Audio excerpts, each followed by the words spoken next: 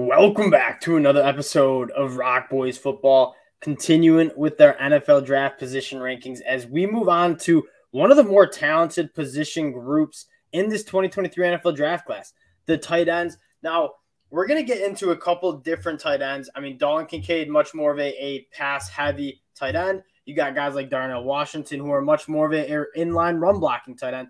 Before we get into it, I just want to say thank you to you guys again.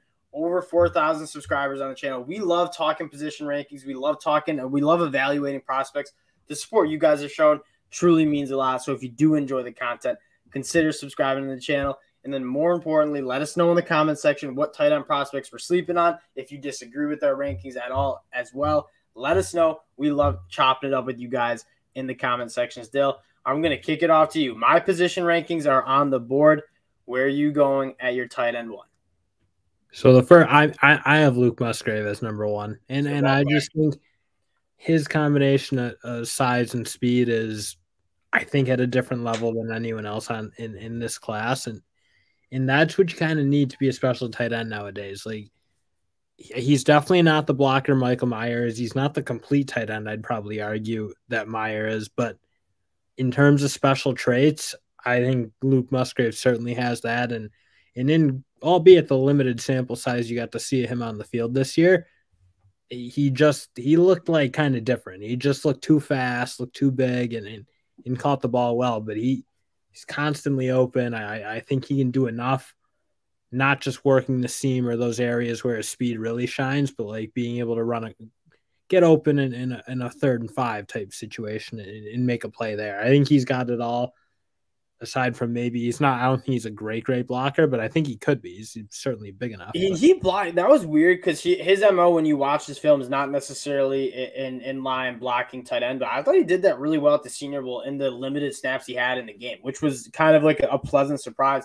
I have him number 2, but that doesn't mean I don't like Luke Musgrave. And I mean, you watch like the first 2 games of this season, like 11 catches on 15 targets for 169 yards and a touchdown through 2 games. Like, he was dominant, and he brings to the table everything you want in a tight end. You go back to like the basics of what you want in a tight end and what makes tight end special. And why do NFL teams play with tight ends? It's guys who are matchup nightmares, who are too fast for linebackers to cover him and too big for safeties to cover him. That sums up Luke Musgrave's game. I mean, I think Jim Nagy tweeted out that he was clocked at 20.5 miles per hour at the Senior Bowl. He's like the 16th fastest player down in Mobile that week. I mean, his skill set, his catch radius, you love everything about him. And I think if he played a full season in 2022, like, you're talking about a tight end number 1 and potentially a top 20 pick. That's how special he is in the skill set that he brings to the table. Our next tight end, and my tight end 1, your tight end 2, Michael Meyer from Notre Dame. He's a guy that's been dominant for his whole collegiate career. He's more the standard all-around tight end, and I quite frankly think people are just got a little tired of talking about it. Now, I don't think Michael Myers is a top 15 pick because I don't think he's athletically special enough to warrant a top 15 pick. I don't think he's going to change an offense fundamentally like someone like a Travis Kelce or Kyle Pitts might. But that being said, he's a damn good tight end, and I think day 1 he's going to be one of the better tight ends in the NFL. Well, that's the thing. He is certainly the most complete and probably the guy who you step on the field is going to pretty much start on most NFL teams, I think. But that's kind of my issue is he's just a really good classic tight end. And I don't think that, I mean, you see how NFL teams pay those guys. You see how NFL teams seem to value them in the draft and elsewhere. And that just doesn't feel like it's moving the needle at all anymore. You got to be special. You got to be a Kyle Pitts type guy. Kyle Pitts isn't there to block in line, but you see that size, you see that speed, and that's what gets it done. And I just, again, I don't see that. I think Michael Myers is as good of a tight end as we've ever seen, but he's not. I mean, he's certainly not going to be a wideout. I will say the one thing he does, and you could be right on like the prospect fatigue thing because like we've been talking about him since he was a freshman being legit, like a top 10 pick. But in what he does, he probably runs better routes than anyone else at the tight end spot. He does everything right, but again, I almost feel like he should be playing at the weight he played at as a freshman, like closer to 240, 245, because what does he need that extra 20 pounds for? He's to block It'd be a better. phenomenal inline, and that's something that like not enough people talk about. Is like when you want to really, what you want an all around tight end is a guy who can block and be almost that 6 offensive lineman. And he's no 6 offensive lineman like Darnell Washington is, but he is a hammer blocking in the run game, and he's a guy that's proven production. I mean, you look back at that Notre Dame team.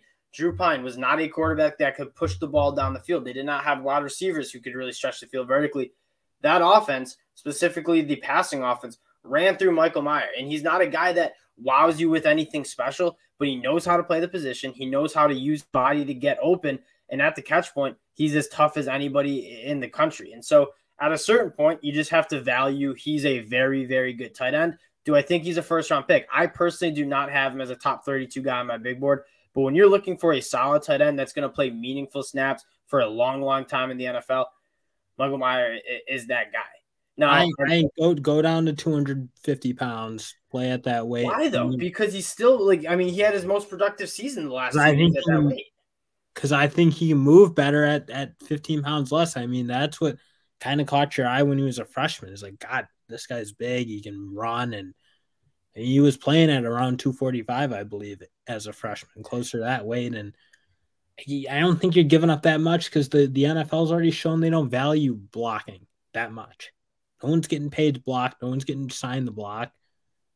I don't know. I think he goes down to 245, play it more of a not a high. I mean, he's still certainly very much an inline tight end, but I think adding a little extra inline. This is weird because we normally disagree on like you value the on-field performance more than the traits and what the guy could be. And Michael Mayer was like so clearly the best tight end in the country outside of Brock Bowers. Yeah, you're like nitpicking. I think. Yeah, why are we talking about Brock Bowers going top 10? Because he's 240 pounds probably, and he flies. So that's like, I mean, that's why Brock Bowers, like, you're like, this guy's legit special, and he'll change a whole NFL offense because he plays a little smaller than Michael Mayer. He's not really necessarily a blocker, but he runs so fast, and he's big enough to be a problem for safety. So. Yeah, all right, moving down to tight end 3, and I think we both have this cat at tight end 3, Dalton Kinciad from Utah. In terms of pass catch and chop still, there's not really a better tight end in this class from the 2022 year.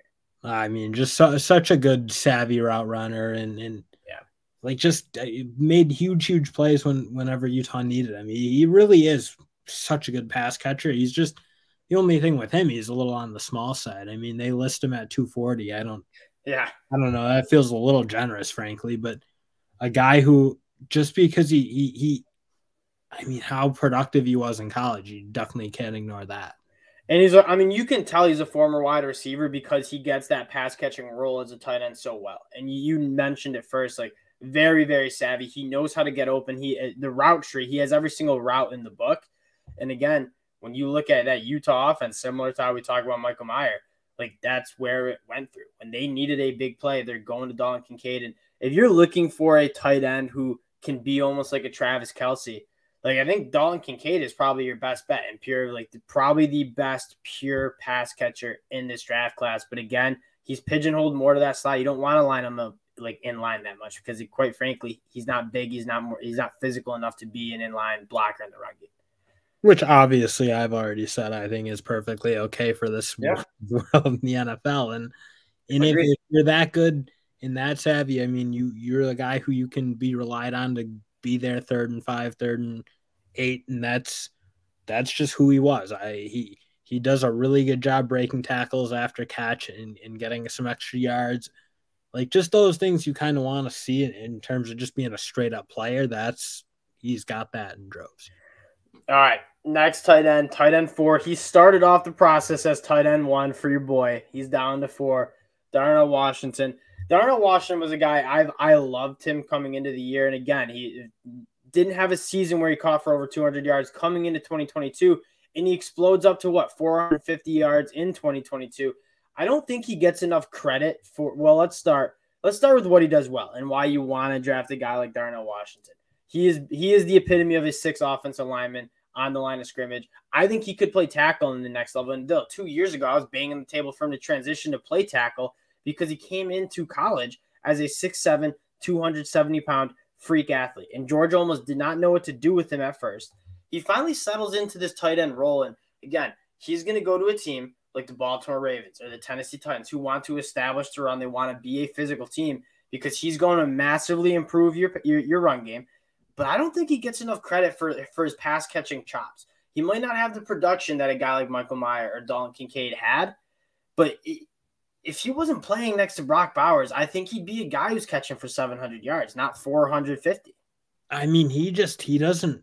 I mean, the issue is not his production necessarily on the field, because you're probably right in saying like he wasn't a crowded space, if you will, but I just don't know that he runs a full route tree or even close to it. Like, I don't think the lateral movement is quite there, in and out of breaks, like those things that these guys at their size do pretty well. Like Dalton Kinciad, obviously he can get in and out easily and smoothly and make a lot of plays.